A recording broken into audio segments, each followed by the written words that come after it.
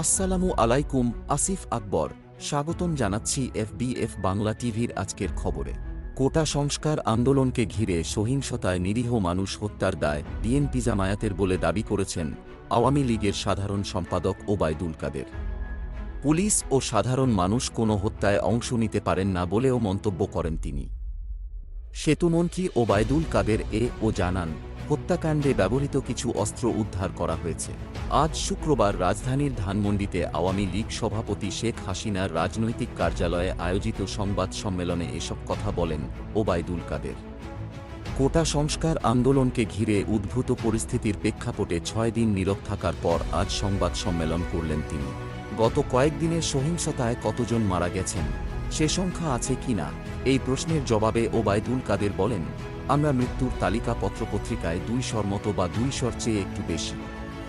আমরা এটার খোঁজ খবর নিচ্ছি।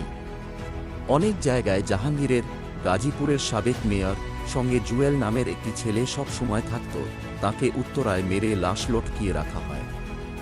কি বর্বর নৃশংসতা! পুলিশকে মেরে ঝুলিয়ে রাখা হয়।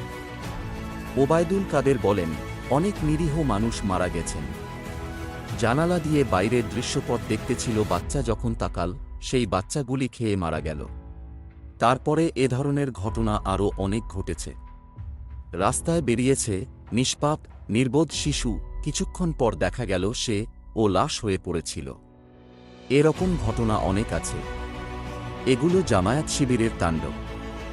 আমরা খোঁজ খবর নিচ্ছি, সাংবাদিকেরাও নিচ্ছেন। সব সত্য বেরিয়ে আসবে।